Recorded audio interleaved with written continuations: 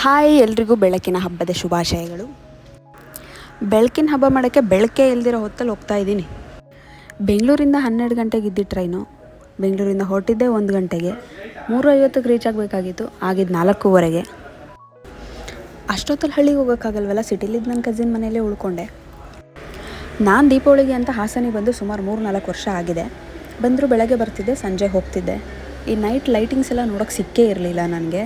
ತುಂಬ ಚೆನ್ನಾಗಿ ಲೈಟಿಂಗ್ ಮಾಡಿದ್ದಾರೆ ಗುರು. ಲೈಟಿಂಗ್ಸ್ ಎಲ್ಲ ನೋಡ್ಕೊಂಡೋಗಿ ಒಂದು 2-3 ಗಂಟೆ ಮಲ್ಕೊಂಡು ಮತ್ತು ಬೆಳಗ್ಗೆ ಬೇಗ ಎದ್ದು ಮನೆಗೆ ಹೋದ್ವಿ.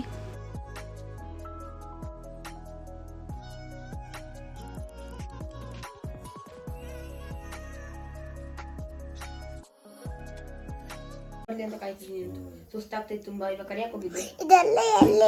ಏನು ಯಾವ ತಗೊಂಡೋದ್ರು ಒಳಿಕೆ?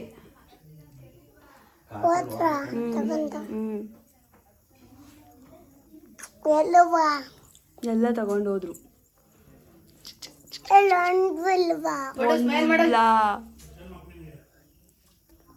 ಫೋಟೋ ಪೋಸ್ಟ್ ಕೊಡೋದು ಹೆಂಗವ?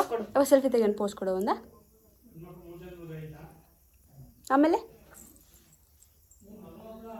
ಆಮೇಲೆ ಶಿಲ್ಪದ ಚಿಕ್ಕಮ್ಮ ಬಂದಿದೆ, ಬನ್ನಿ ಹೋಗೋಣ.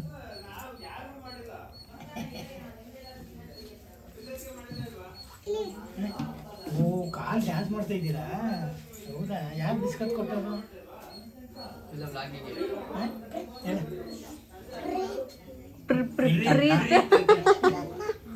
ಓ, ಬಿಸ್ಕೆಟ್ ತಂದಿದ್ಯಾರು? ನೀನು ಅನ್ಬಾರ, ನೀವು ಅಪ್ಪಿ.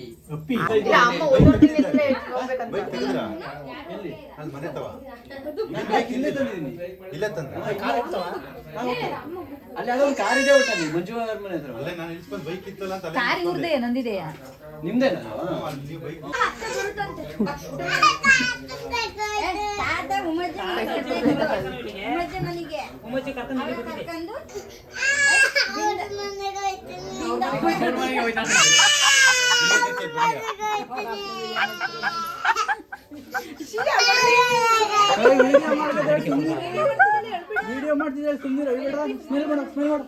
ವಿಡಿಯೋ ಮಾಡ್ತಾರೆ.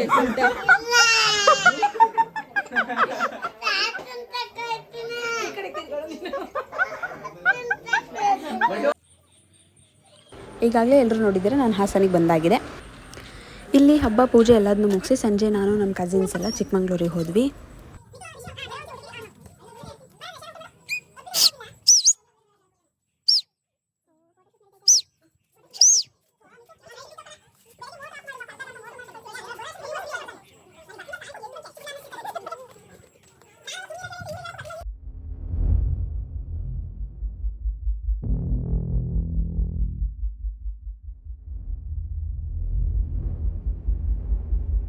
ಹಾಸನಲ್ಲೆಲ್ಲ ಮುಗಿಸ್ಕೊಂಡು ಹೊರಟು ಚಿಕ್ಕಮಂಗ್ಳೂರಿಗೆ ಬಂದು ತಲುಪಿದಾಗ ಮತ್ತೆ ರಾತ್ರಿ ಆಗಿತ್ತು.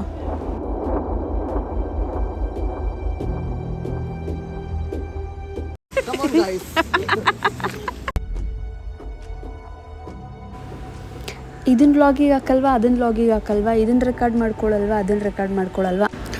ವ್ಲಾಗಿಗೆ ಎಲ್ಲದನ್ನೂ ರೆಕಾರ್ಡ್ ಮಾಡ್ತೀನಿ ಅಂತ ಕಾಡ್ಸೋದು, ಅದಾದಮೇಲೆ ಕೊನೆಯಲ್ಲಿ ಹೇಳೋದು ನಾನು ಚೆನ್ನಾಗಿ ಬರಬೇಕಾಯ್ತಾ. ಇಂಥ ಕಸಿನ್ಸ್ ಇದ್ದಾರೆ ನನಗೆ.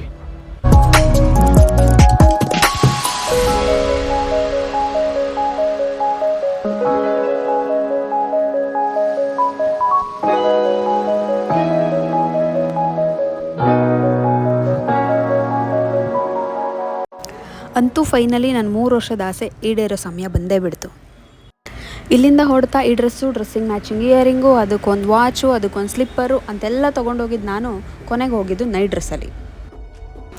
ಈ ವಿಡಿಯೋಲಿ ಕಾಣಿಸ್ತಿದ್ದಿಲ್ಲ, ಆ ತುದಿ ಹೋಗಬೇಕು ನಾವಿವಾಗ. ಬೆಳಗ್ಗೆ 5:15 ನಾವು ಹತ್ತಕ್ಕೆ ಶುರು ಮಾಡಿದ್ವಿ, ಹಾಗಾಗಿ ವಿಡಿಯೋದಲ್ಲಿ ಅಷ್ಟೇನು ಕಾಣಿಸ್ತಾ ಇಲ್ಲ.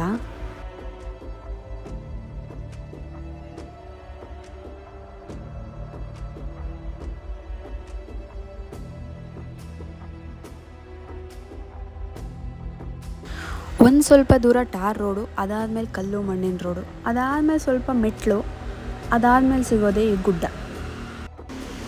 ಇಲ್ಲಿ ತನಕ ಬೆಟ್ಟ ಹತ್ತಕ್ಕೆ ವರ್ಷಕ್ಕೆ ಒಂದೇ ದಿನ ಅವಕಾಶ ಇದ್ದಿದ್ದು, ಬಟ್ ಈ ಸಲ 2 ದಿನ ಮಾಡಿಕೊಟ್ಟಿದ್ರು, ಜನ ತುಂಬ ಆಗ್ತಾರೆ ಅಂಥೇಳಿ. ನಾ ಹೋಗಿದ್ದು ಸೆಕೆಂಡ್ ಡೇ, ಹಾಗಾಗಿ ಅಷ್ಟು ಜನ ಇಲ್ಲ. ಆ್ಯಂಡ್ ಬೆಳಗ್ಗೆ ನಾವು ಬೇಗ ಹೋಗಿದ್ರಿಂದ ಜನ ತುಂಬ ಕಡಿಮೆ ಇದ್ದರು. ನಾವು ವಾಪಸ್ ಬರ್ತಾ ಸಿಕ್ಕಾಪಟ್ಟೆ ಜನ ಆಗ್ತಾಯಿದ್ರು. ಕಲ್ಲು ಮಣ್ಣು ಮುಳ್ಳು ಮಳೆ, ವಾಪಸ್ ಬರ್ತಾ ಎಷ್ಟೊಂದು ಜನಕ್ಕೆ ಬಿಸಿಲು, ಇದೆಲ್ಲದರ ಮಧ್ಯೆ ನಡೆಯೋ ಕಾಲ್ನಡಿಗೆ. ಹೃದಯದಲ್ಲಿ ಒಂದೇ ನಂಬಿಕೆ, ದೇವಿರಮ್ಮ ನಮ್ಮ ಜೊತೆ ಇದ್ದಾರೆ. ಕಾಲ್ನಡಿಗೆ ಅಂದರೆ ದಾರಿ ಕಷ್ಟ ಅಲ್ಲ, ದೇವಿರಮ್ಮನ ನಡೆಯೋ ಮನದ ಶ್ರದ್ಧೆ. ಪ್ರತಿ ವರ್ಷ ಈ ಹಾದಿ ಹತ್ತೋ ಜನರ ಹೃದಯದಲ್ಲಿ ಒಂದೇ ಮಾತು, ದೇವಿರಮ್ಮ ನನ್ನ ಜೊತೆಯಲ್ಲಿರು. ಬೆಟ್ಟದ ತುದಿಗೆ ಹೋಗಿ ತಲುಪಿದಾಗ ಗಾಳಿ ಸ್ಪರ್ಶ ಕೂಡ ಆಶೀರ್ವಾದ ಅನಿಸುತ್ತೆ. ಇದು ಕೇವಲ ಪ್ರಯಾಣವಲ್ಲ, ಇದು ಭಕ್ತಿಯ ಪಥ. ತುಂಬ ಫಿಲಾಸಫಿ ಹೊಡೆದೆ ಅನಿಸ್ತಿದ್ಯಾ? ನನಗೆ ಸ್ವಲ್ಪ ಹಂಗೆ ಅನಿಸ್ತಿದೆ, ಬಟ್ ಅದೆಲ್ಲ ನಿಜಾನೇ. ಅಕಸ್ಮಾತ್ ಯಾರಿಗಾದರೂ ತಾಳ್ಮೆ ಅಂದ್ರೆ ಏನು ಅಂತ ಗೊತ್ತಿಲ್ಲ ಅಂತಂದರೆ ಒಂದ್ಸಲ ಈ ಥರ ಯಾವುದಾದ್ರೂ ಒಂದು ಬೆಟ್ಟ ಏನಾದರೂ ಹತ್ತಿ ತಾನಾಗೆ ತಾಳ್ಮೆ ಬರುತ್ತೆ. ಯಾಕೆ ಅಂದರೆ ಹತ್ತಬೇಕಾದ್ರೆ ಮಳೆ ಜಾಸ್ತಿ ಇರುತ್ತೆ. ಹತ್ತುವಾಗ ಗ್ರಿಪ್ಗೆ ಹಿಡ್ಕೊಳಕ್ಕಿಂತ ಸ್ವಲ್ಪ ದೂರ ಅಷ್ಟೇ ಹಗ್ಗನ ಕಟ್ಟಿದ್ರು, ಮಿಕ್ಕಿದ ಜಾಗದಲ್ಲಿ ಅದೂ ಇಲ್ಲ. ಕೈಗೆ ಸಿಕ್ಕಿದ ಹುಳನ್ನ ಇಟ್ಕೊಂಡು ಹತ್ತುತ್ತಾ ಇದ್ವಿ. ಇಳಿಬೇಕಾದ್ರೆ ಅಂತೂ ಕೇಳಲೇಬೇಡಿ, ಜಾರ್ಕೊಂಡು ಹೋಗ್ಬೋದು ಅಂದರೆ ಜಾರ ಹೋಗಿದ್ದಾರೆ, ಅಷ್ಟು ಜಾರ್ತಾ ಇತ್ತು. ಈ ಥರ ಜಾರ್ತಾ ಇರಬೇಕಾದ್ರೆ ತಾನಾಗೇ ಬರುತ್ತೆ. ಯಾಕೆಂದರೆ ಸ್ವಲ್ಪ ಸ್ಕಿಡ್ ಆಯಿತು ಅಂತಂದರೆ ಸೀದಾ ಕೆಳಗೇನೆ. ಭಕ್ತಿಯಿಂದ ಬೆಟ್ಟ ಹತ್ತಿದ್ದಷ್ಟೇ ಅಲ್ಲ, ಮಜಾನೂ ಮಾಡ್ಕೊಂಡು ಬೆಟ್ಟ ಹತ್ತಿದ್ವಿ. ಬೆಟ್ಟದ ಮೇಲೆ ಹೋಗ್ತಾ ಹೋಗ್ತಾ ವ್ಯೂ ತುಂಬ ಚೆನ್ನಾಗಿ ಕಾಣಿಸ್ತಿತ್ತು, ಅದನ್ನು ಎಂಜಾಯ್ ಮಾಡಿದ್ವಿ. ಆಟ ಆಡಿಕೊಂಡು ಮಾತಾಡಿಕೊಂಡು ತರಲೆ ಮಾಡಿಕೊಂಡು ಕಾಲು ಹೇಳ್ಕೊಂಡು ಏನೋ ಒಂದು ಮೇಲೆ ಬಂದು ತಲುಪಿದ್ವಿ. ನನಗಂತೂ ಮೇಲೆ ಬಂದು ತಲುಪಿ ಅಲ್ಲಿ ದೇವ್ರ ದರ್ಶನ ಮಾಡಿ ಆಗಿದ್ದ ಖುಷಿ ಅಂತೂ ನಾನು ಹೇಳೋಕ್ಕಾಗಲ್ಲ. ಸಿಕ್ಕಾಪಟ್ಟೆ ಖುಷಿ ಆಯಿತು, ಸಿಕ್ಕಾಪಟ್ಟೆ ನೆಮ್ಮದಿ ಅನಿಸ್ತು, ಸಿಕ್ಕಾಪಟ್ಟೆ ಚೆನ್ನಾಗಿತ್ತು. ದೇವ್ರ ಹಿಂದೆ ಮುಂದೆ ಅಕ್ಕಪಕ್ಕ ಎಲ್ಲ ಕಡೆ ನಮ್ಮವರೇ ಇದ್ದಿದ್ದರಿಂದ ನಮಗೆ ದರ್ಶನ ತುಂಬ ಚೆನ್ನಾಗಾಯಿತು, ದೇವ್ರ ಪ್ರಸಾದನೂ ಸಿಕ್ತು. ದೇವ್ರದ್ದು ಬಳೆನ ಆಶೀರ್ವಾದ ರೂಪದಲ್ಲಿ ನಮ್ಮ ಅಣ್ಣ ನನಗೆ ಕೊಟ್ಟಾಗ ಅದನ್ನು ಹಾಕ್ಕೋಬೇಕಾದ್ರೆ ನನಗೆ ಅನಿಸ್ತಾ ಇದ್ದಿದ್ದು, ಏನಾದರೂ ಆಗಲಿ ದೇವ್ರು ನನ್ನ ಜೊತೆ ಇದ್ದಾರೆ ಸಾಕು ಅಂತ. ಅಲ್ಲಿ ತುಂಬ ವಿಷಯಗಳನ್ನ ನೋಡಿದೆ. ಒಬ್ರಿಗೊಬ್ರು ಪರಿಚಯನೇ ಇಲ್ಲ, ಅವ್ರು ಯಾರು ಇವ್ರು ಯಾರು ಅಂತ ಗೊತ್ತೇ ಇಲ್ಲ.